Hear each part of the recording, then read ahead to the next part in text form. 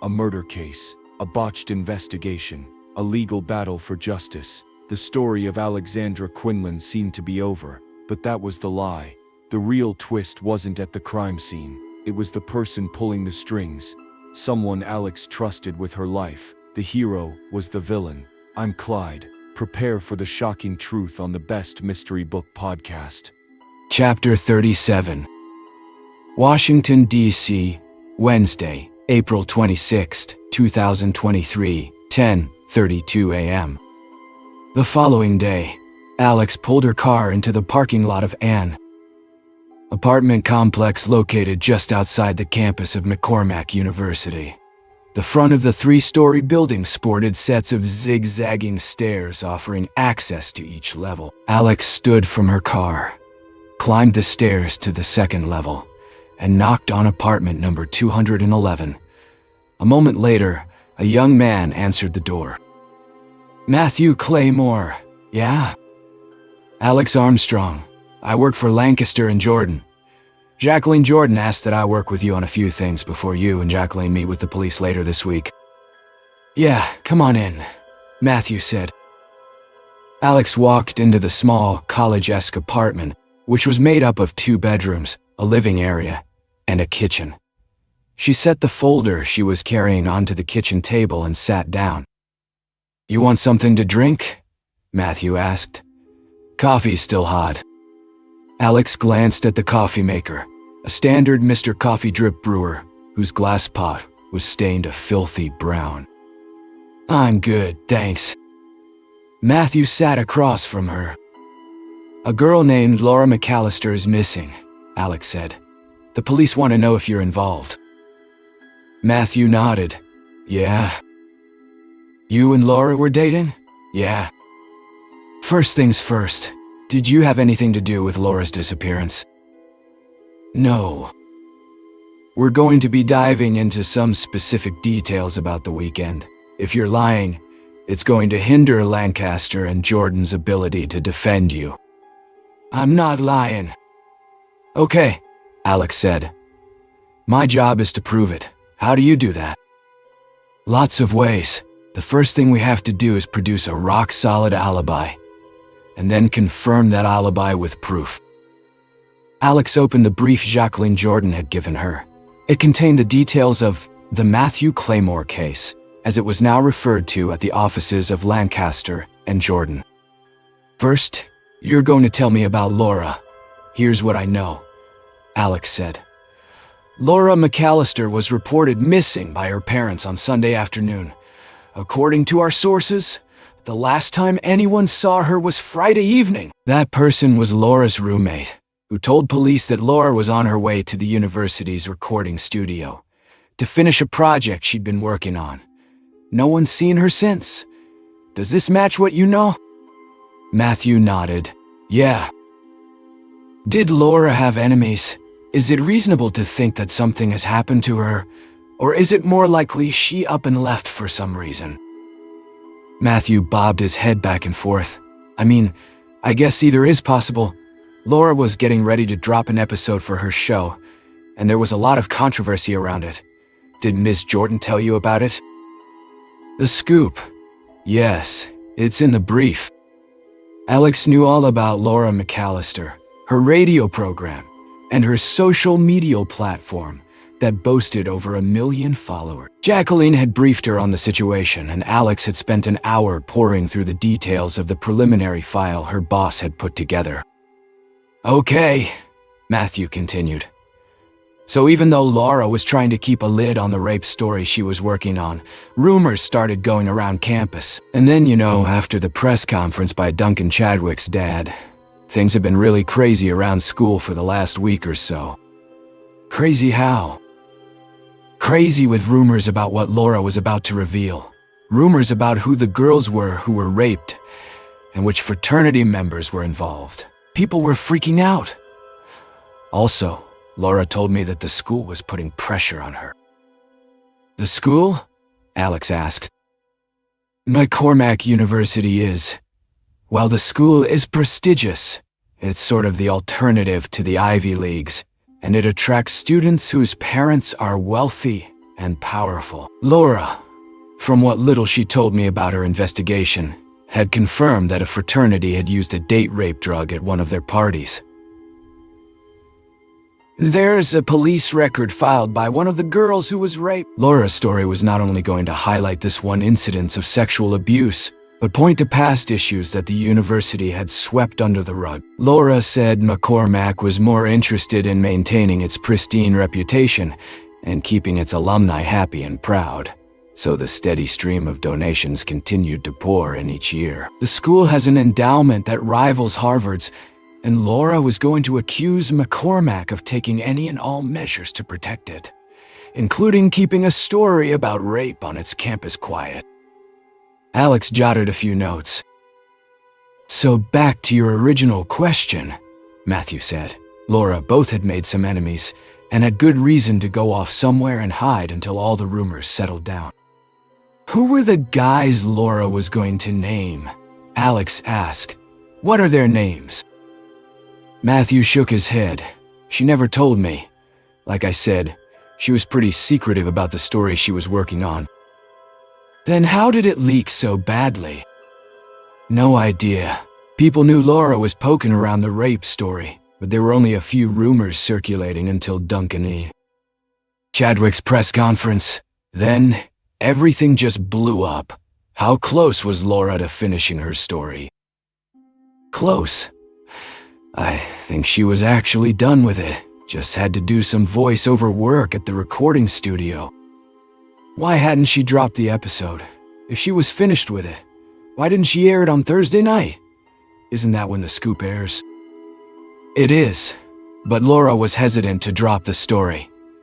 The university told Laura, through a written letter, that any recording work she did inside the university studio belonged to them and could not be disseminated without their approval. Alex took more notes. Okay, let's move on to you and Laura.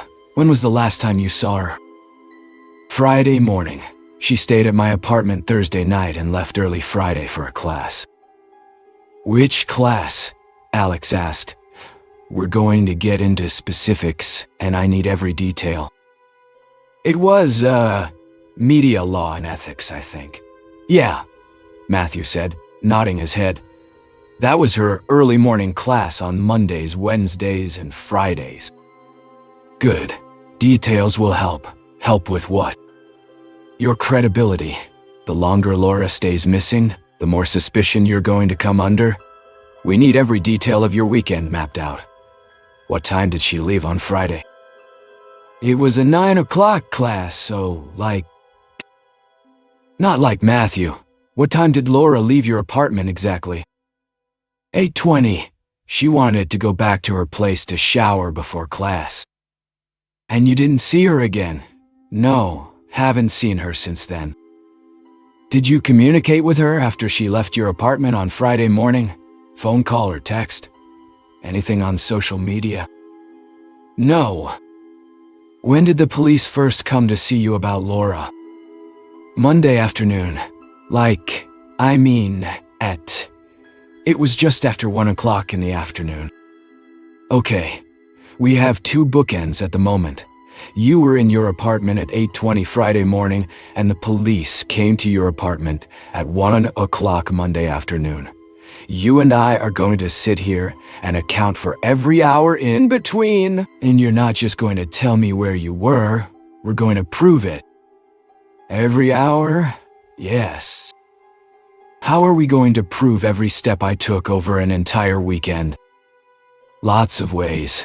You're going to walk me through your weekend and tell me every detail from every hour that you can remember. I've got a laundry list of questions that will help jog your memory. Then, independently, I'm going to confirm what you tell me.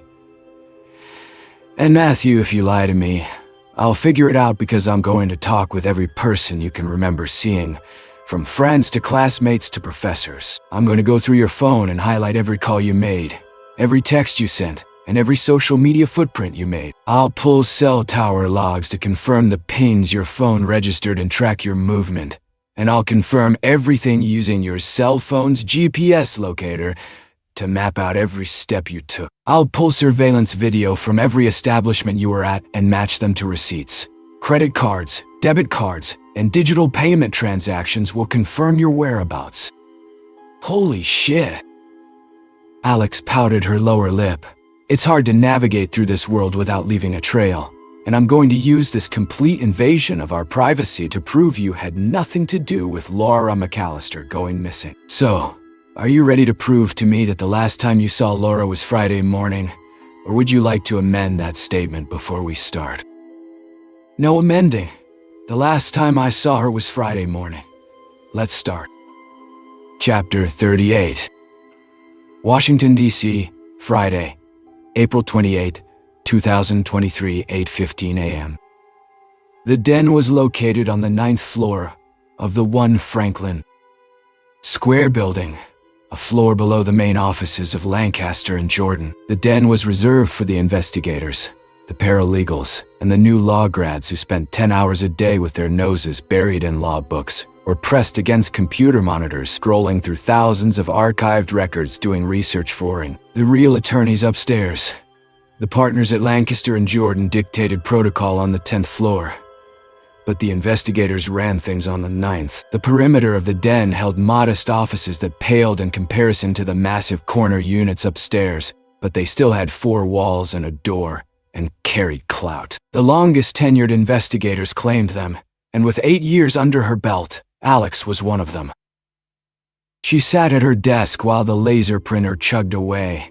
She'd had a busy and productive 2 days since she sat down with Matthew Claymore. Now she was printing her efforts for her meeting with Jacqueline Jordan. Alex had worked enough cases for Jacqueline to know exactly what the woman wanted and exactly how she wanted it.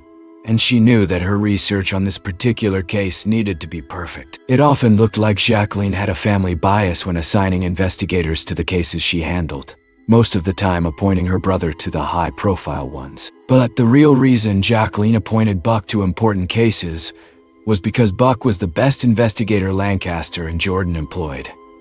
A point Alex would never argue, but the fact that Jacqueline had selected Alex for the Matthew Claymore case, one that had the potential to become newsworthy, was testimony to the fact that even though Buck Jordan held the top spot among the firm's investigators, Alex was a close second.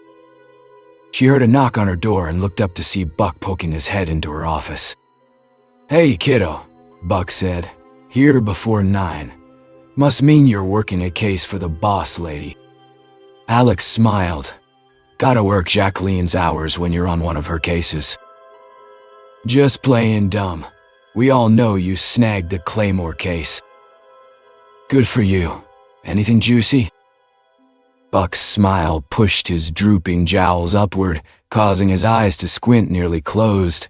Almost 60, Buck Jordan wore the years of his profession on his face. Long, chain-smoking stakeouts and alcohol-fueled all-nighters had taken their toll. Alex knew Buck well, and over the years had even tried to tame his drinking with subtle encouragements aimed at pointing out that functioning alcoholics are still alcoholics. "Working on it," Alex said. "Let me know if you need anything." "Thanks, Buck." When the printer finally quieted down, Alex gathered her research, ran the pages through a hole punch machine, bound everything in an L&J binder, and headed up to the 10th floor. She walked to the corner office, held up the binder for Jacqueline's assistant to see, an unspoken password that meant the boss was waiting for something important, and received a nod to proceed. Alex knocked on Jacqueline's door at the same time she opened it. "Hey Jacqueline, I've got the early research on Matthew Claymore." Emblematic of a big city attorney, Jacqueline Jordan always dressed impeccably. That morning she wore smart business attire made up of a white silk blouse under a gray blazer that matched her knee-length skirt. The woman looked perpetually fresh and sharp, notorious around the firm for being the first attorney in her office, usually arriving before 7:00 a.m. She rarely left before 7:00 p.m. and there was no fluff baked into the woman's schedule. She was no fluff baked into the woman's schedule. The founding partner of one of the biggest criminal defense firms on the East Coast, and her services were in high demand. Married to a prominent anesthesiologist, Jacqueline Jordan was half of a powerful DC couple, and, Alex knew from conversations with Garrett, the woman had money to burn. She worked long hours not for any need of monetary gain, but because it was in her blood. She was somewhere in her 50s, the only evidence of midlife being the cheaters that balanced at the end of her nose when she worked. Unlike her older brother, whose dogged career in the back alleys of legal investigation had creased Buck's face with deep furrows, Jacqueline Jordan was wrinkle-free, the result, Alex assumed, of monthly Botox sessions. Jacqueline looked up from the brief she was reading and peered at Alex over her glasses. "And? How do we look?" "First pass. The kid looks clean," Alex said, taking a seat in one of the chairs in front of Jacqueline's desk. Alex handed over the binder that held her work. "I can definitely place him with Laura McAllister Friday morning at his apartment," confirmed by Matthew's roommate, who saw Laura leave, and by his cell phone's GPS. "Two professors confirmed seeing Laura in their classrooms Friday morning and afternoon, so we have proof Laura was alive, and well after the last time Matthew saw her. Laura was last seen by her roommate Friday evening, reportedly on her way to the School of Journalism's recording studio. No one's seen her since. She was reported missing Sunday afternoon by her parents, and police knocked on Matthew's door at 1:12 Monday afternoon, confirmed by a police report I obtained. I was able to create a detailed timeline of Matthew's movements from the time Laura left his apartment Friday morning to when police spoke with him Monday afternoon. All confirmed with credit card usage, ATM camera, social media posts, cell phone, pings, and the GPS tracker on his phone. Everything. It's pretty tight other than Matthew's sleeping hours, which technically cannot be vouched for. An eager prosecutor or rogue detective could use those hours of anonymity to claim that they were when Matthew was on the prowl. Any way around those hours when Matthew was asleep? Not really. I spoke with his roommate and he confirms that he believes Matthew was asleep in his room. No eyewitness proof, though. Unfortunately, those are blank hours in Matthew's timeline that we can't account for. How about a Fitbit or smartwatch? Alex shook her head. Already asked. He doesn't wear one. His cell phone puts him at his apartment during those hours, but it could be argued that he left his phone at his apartment to do his dirty work. Okay, we'll have to deal with the dead hours later if the subject comes up. Any red flags? He was dating Laura, so he'll be an immediate suspect no matter what we do. And he was a member of the Delta Chi fraternity, which was the house Laura McAllister was about to accuse of using date-rape drugs to spike drinks at their parties. I don't have a lot of information on that angle yet, but I'm working on it. Okay, Jacqueline said as she paged through Alex's work. So far, I'd say the good outweighs the bad. What's your take on the kid? Personally, I believe him.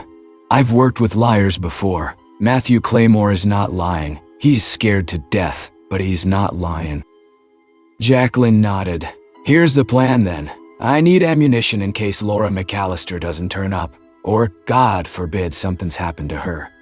We need to bulletproof Matthew from accusations the police might levy against him. That will require us to not only make sure he's as innocent as he claims, but to also come up with alternate theories as to what might have happened to Laura McAllister. We need to know details. The who, how, and why. You know the routine. I'm already working on it, Alex said. The obvious question is whether Laura McAllister's disappearance had anything to do with the rape story she was about to break.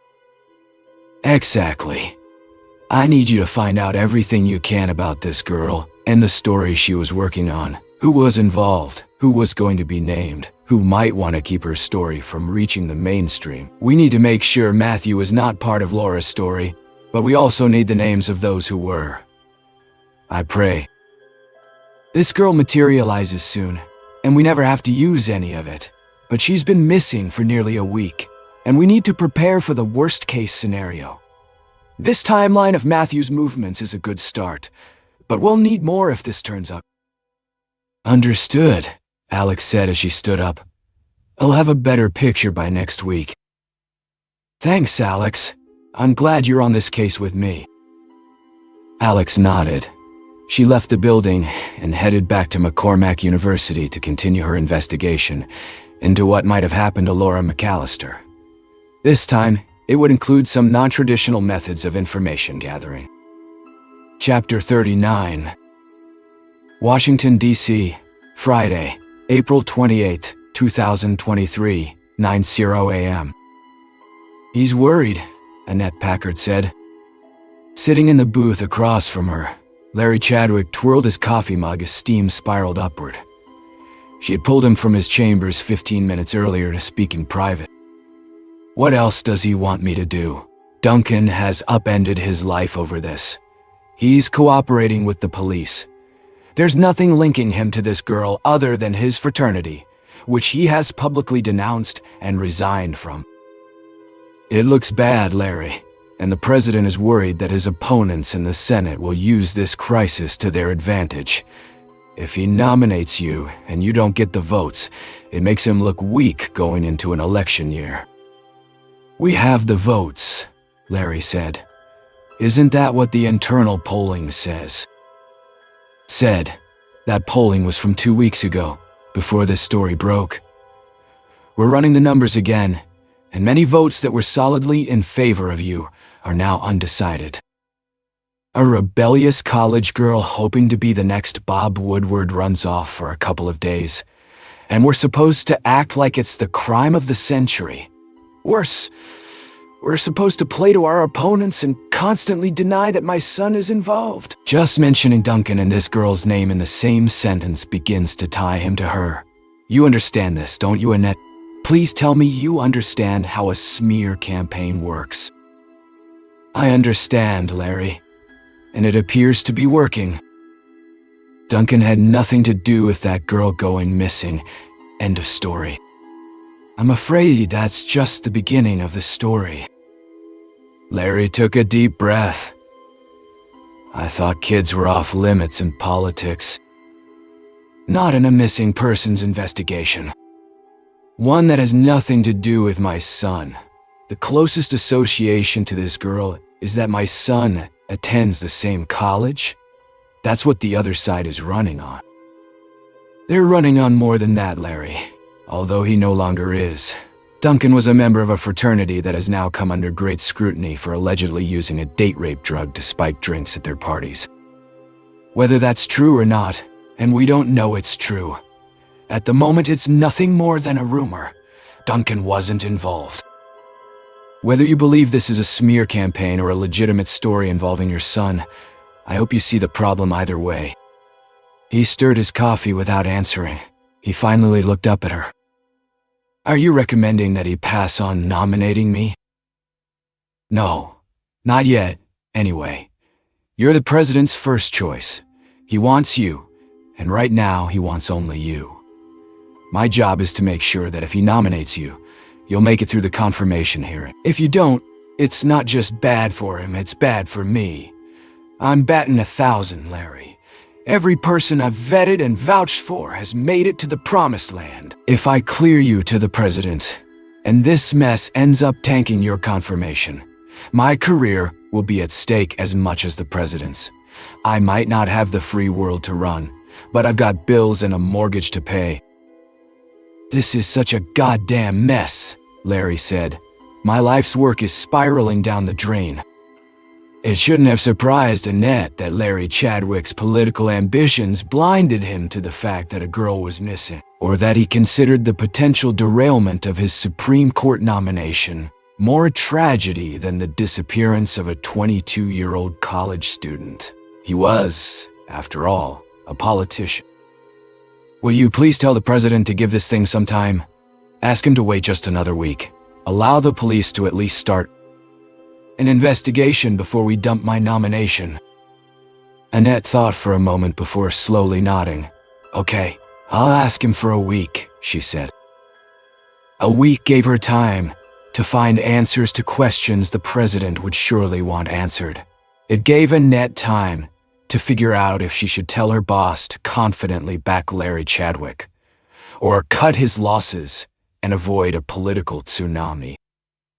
Chapter 40. Washington, D.C. Friday, April 28, 2023, 1:35 p.m. On Friday afternoon, a few hours after she left Jacqueline Jordan's office, Alex sat in the back booth of a diner in Georgetown. She stirred her coffee, a filtered brew served from a round glass pot that had likely held several previous brews that day. Her first sip proved as awful as she anticipated. She had to suffer only a few more sips before Matthew Claymore walked through the front door. He took a seat in the booth across from her. "How'd your meeting with the police go?" Alex asked. Matthew's first formal meeting with the police had taken place earlier that morning. "Fine, I guess. Ms. Jordan did a lot of the talking, and she had. I guess you gave her all the work we did together, because every time one of the detectives asked me about where I'd been over the weekend, she offered proof. Thanks for doing all that for me. That's what you pay us for. But in case something has happened to Laura, we're going to need a lot more than a timeline." "Like what?" "I need to know more about the story Laura was working on. The longer Laura stays missing, the more the police are going to look for answers, and the more they look, the more likely it is they'll find what they're looking for, whether it exists or not." "What's that mean?" "Just trust me. I've been doing this for a long time, and I've had my own unpleasant experience with a police investigation. You're already on their radar. You're ahead of the game because you've secured good, really good, legal representation. But the police have a theory of what happened to Laura, and it's safe to say you're part of that theory. We can't sit back and wait for them to create a narrative. We need to go on the offense by offering our own theory of what might have happened to Laura. Even though I told them and showed them where I was all weekend." "It doesn't matter, Matthew. That's what I'm trying to tell you. It doesn't matter that you're innocent. There are blank hours in your weekend, the hours when you were sleeping. And since you were alone during those hours, the police and the detectives will use them to fit their narrative. They'll say you spent that time, those hours when no one can account for your movements, abducting Laura and hiding her body. Jesus, we don't even know if anything's happened to her. I'm just explaining how the police and detectives work. My job is to keep you in front of the storm that may be coming. In order to do that, I need your help." A waitress approached and splashed coffee into Alex's mug. "Can I get you anything, hon?" "A Coke, please," Matthew said. After the waitress left, Matthew looked at Alex. "My parents told me to do whatever Miss Jordan said, so I will. I'll give you whatever you need, if I can." "Good. Let's start with a few questions. Were you and Laura exclusive? Like, were we seeing other people?" "Yes." "No. We were pretty serious." "How long had you been together?" "Since the middle of junior year. Almost a year and a half." "Do you know anyone who might have been interested in Laura romantically?" "Not that I can think of." "Did Laura have an ex-boyfriend?" "Probably, but she never mentioned anyone. She never had a boyfriend at school during her freshman or sophomore years. So, maybe from high school." The waitress delivered Matthew's soda. "You two going to order any food?" "No thanks," Alex said. The waitress placed the bill on the table. "Refills are free. Just flag me down," she said before hustling off to the next table. "Okay," Alex said. "Tell me about the story Laura was working on." Matthew shrugged. "I don't know a lot about it. Laura was really private about it. All she told me was that she had been tipped off about a rape that had happened on campus. After she started looking into things, she came to me to let me know that the rape had happened at my fraternity house. Or, allegedly happened." "Did you know about it?" "No. I mean, there were rumors, but that was it." "What sort of rumors?" "That maybe some of the guys had gotten liquid G and had spiked the punch." Who? What were their names? I don't know. It was just a rumor. I wasn't part of it, so I didn't know if it was true or not. But then, like, a couple weeks ago, we heard that a girl had gone to the police and filed a report that she'd been raped at the fraternity house. We were all freaked out. We figured the police would come around and start asking questions, or the dean would call us in, or the fraternity charter would get shut down. But nothing happened. That's why I figured it wasn't true. What did Laura tell you? Nothing. Like I said, she was worried that her story would leak before she dropped it, so she was careful not to tell me anything. Were you worried about Laura's story? I don't know, I guess. I didn't know what was true and what was made up. I didn't want any of my friends to get in trouble, especially if none of it was true. And just to be totally honest with you, Laura and I got into a fight about it the night before before she disappeared. What kind of fight? Just an argument. I wanted to know what kind of proof she had, and she didn't want to tell me anything about it. She was stressed because so many rumors were flying around campus about her story. I was stressed because it had to do with my fraternity, so it just all blew up into a big argument. Did you tell the police about this argument? No, they never asked, and Ms. Jordan told me not to offer any details unless I was asked about them. Alex paused long enough to manage a sip of coffee. How did Laura get onto the story in the first place? How did she hear about it? Through her tip line. She set up an email account last year when the scoop started getting popular. People would email her all sorts of crazy stories, and Laura would check out the interesting ones, and then start investigating them to see if they were legit. Who tipped her off about the rape on McCormack University campus? Matthew shook his head. I don't know. Alex managed a final swallow of coffee. Okay, I'm going to do some investigating. I might have questions. If I call, answer your phone. Got it? Yeah. Do you need help? I can help.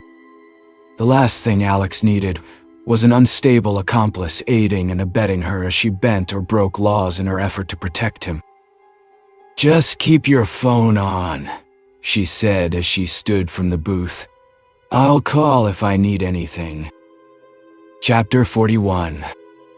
Washington, D.C., Friday, April 28, 2023 2:45 p.m.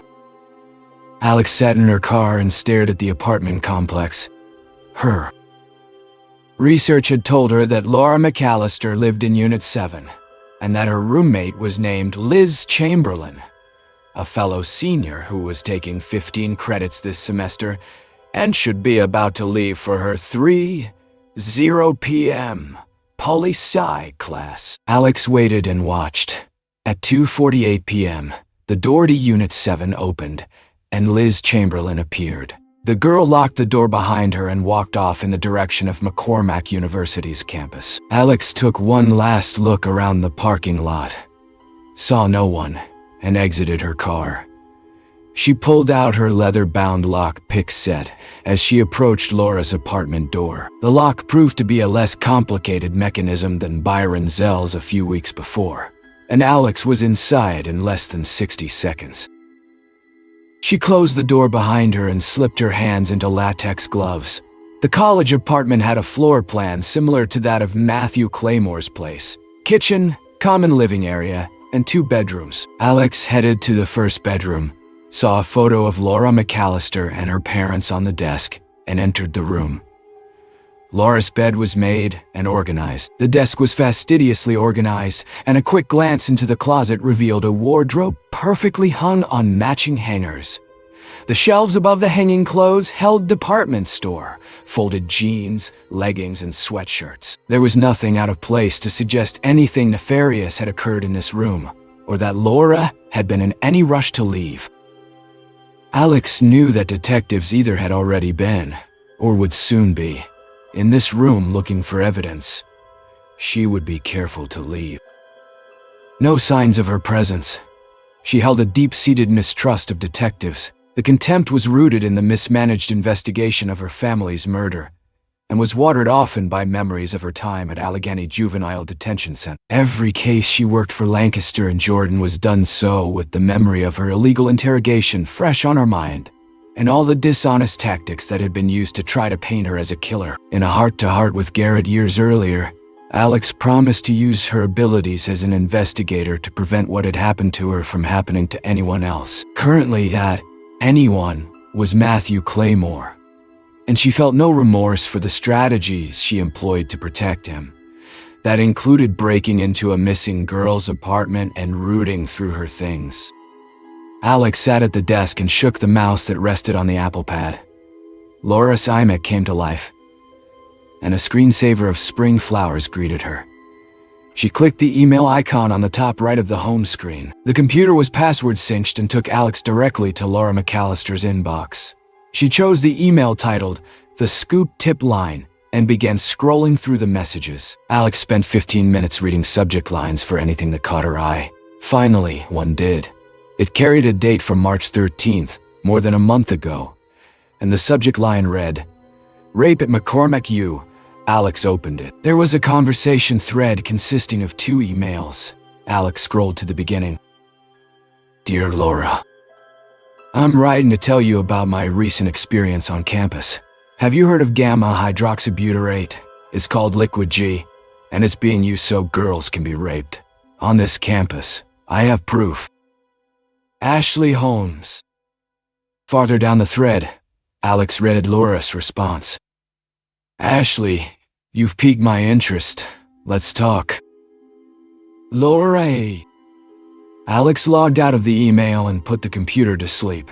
She made sure nothing was out of place, and then left the apartment in search of Ashley Holmes. Chapter 42.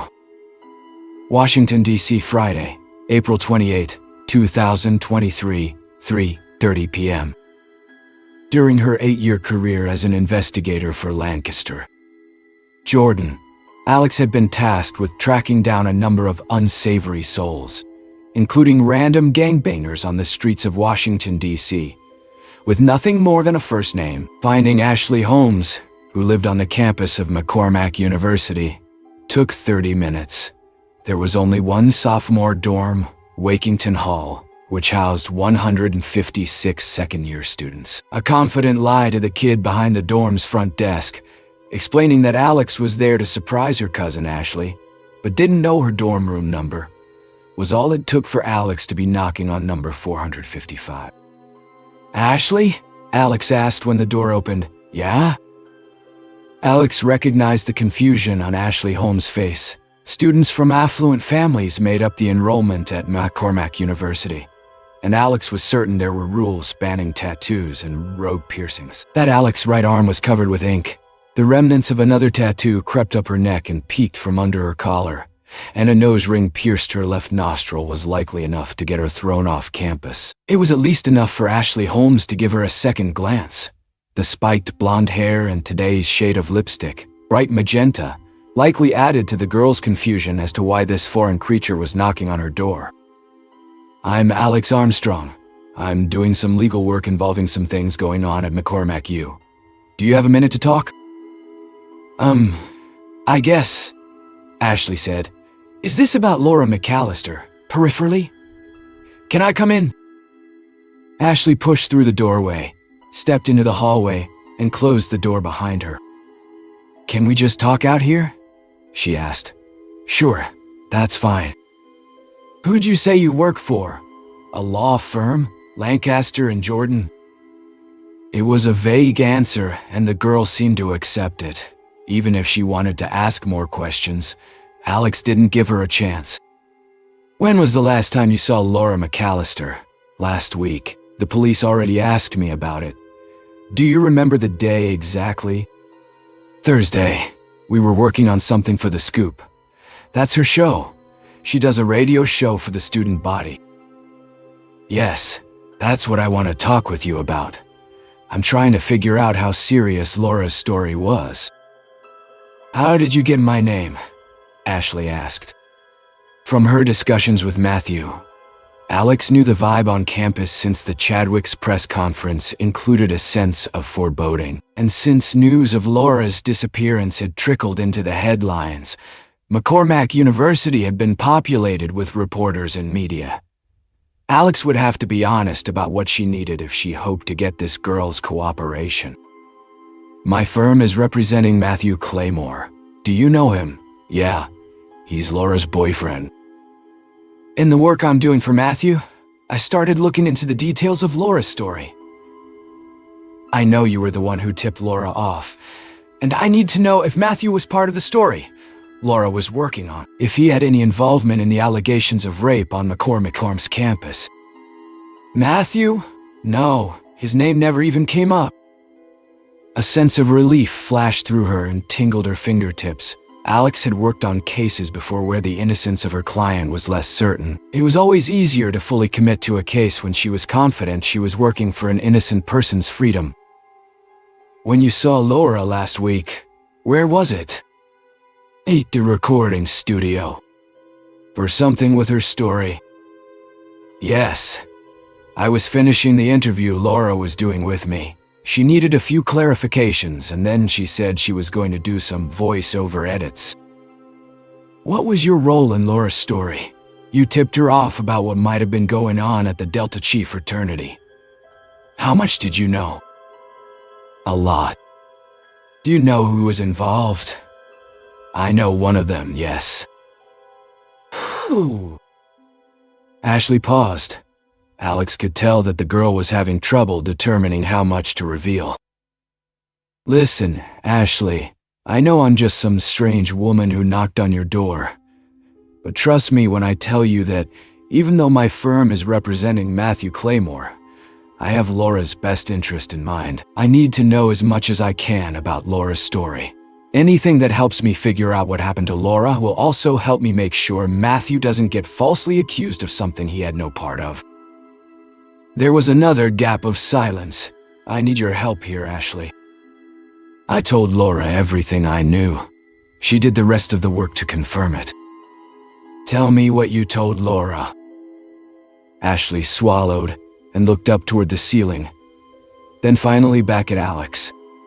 "A girl was raped a month or so ago. She's a friend of mine and she doesn't want her name mentioned.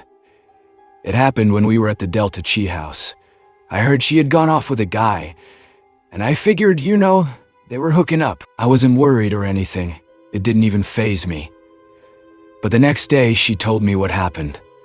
She blacked out and couldn't remember anything. When she woke up at the fraternity house the next morning, she knew.